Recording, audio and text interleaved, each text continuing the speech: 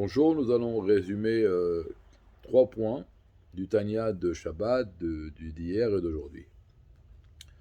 Le premier point est basé sur un principe qui est ramené dans le Chassidut, qu'il y a deux façons de percevoir les choses.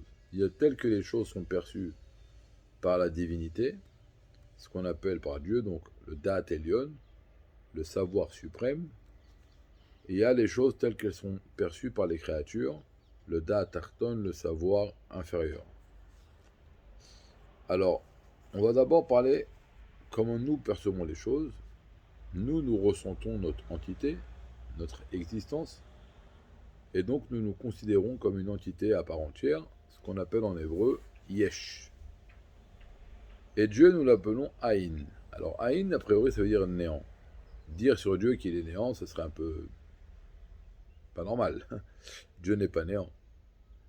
Alors là, on dit que lorsque la créature, nous donc l'être humain, va appeler Dieu néant, on n'a pas du tout l'intention de dire qu'il n'existe pas, parce qu'ici le mot Aïn ne voudra pas dire néant, mais voudra dire complètement au-dessus de notre compréhension. C'est ça que ça voudra dire. Et donc, ce qu'on vient de dire, c'est que Dieu, il est au-dessus de notre compréhension. Ça, c'est la chose telle qu'elle est perçue par nous. Dieu, il dit non, non, non, non, c'est pas comme ça que ça marche. C'est moi le Yesh.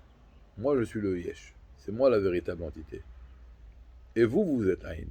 Maintenant, lui, lorsque Dieu nous considère comme Aïn, c'est pas comme nous, on l'appelle Aïn parce qu'il n'est pas compréhensible.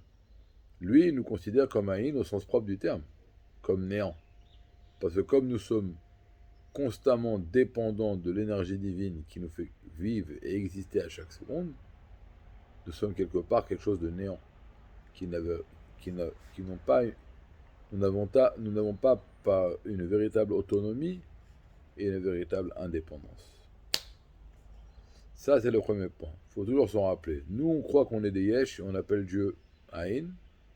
Dieu dit non, c'est moi le yesh. C'est moi qui ai la véritable entité et c'est vous qui êtes néant. Et encore une fois, je réitère, lorsque nous appelons Dieu Aïn, en aucun cas nous n'avons l'intention de dire qu'il est néant, mais dire qu'il est au-dessus de la logique et de notre compréhension. Maintenant, ce qu'il faut comprendre, c'est que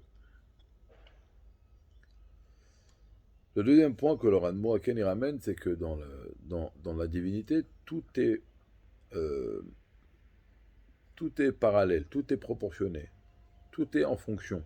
Cela veut dire, un niveau peut être appelé illimité par rapport à un niveau inférieur à lui, et limité par rapport à un niveau qui est supérieur à lui. Alors regardez, dans chaque monde, il y a les 10 sphères. Et on dit que les 10 sphères qu'il y a dans chaque monde, c'est la divinité par excellence qu'il y a dans ce monde-là. Qui dit divinité dit complètement spirituel, complètement détaché de la notion de la matérialité, de la limite. D'accord?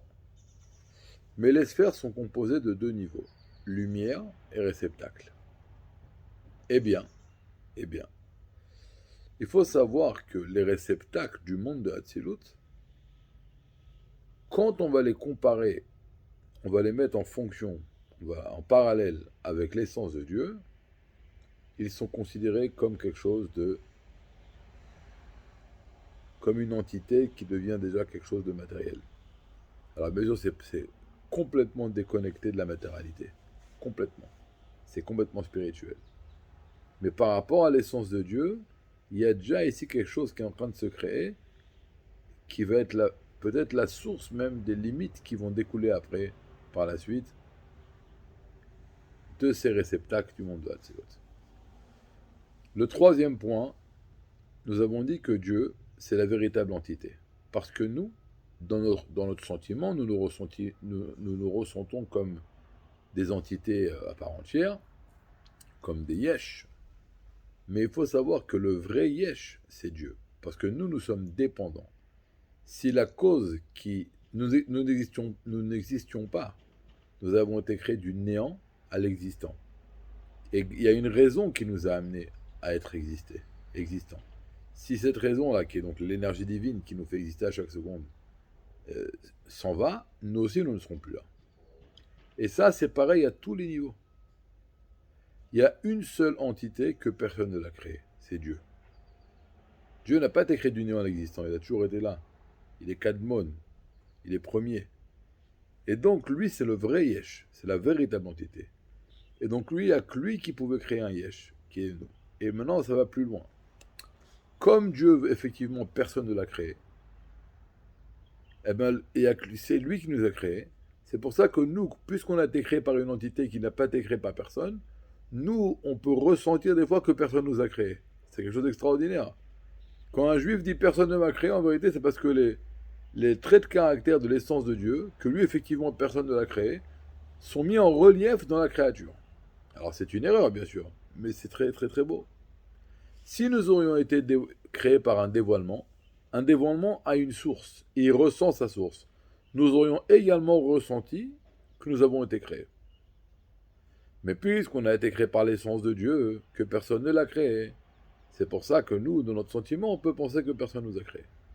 Et donc à chaque fois que nous voyons quelque chose de matériel, ça doit automatiquement nous rappeler qui a créé ça, l'essence de Dieu. Bonne journée.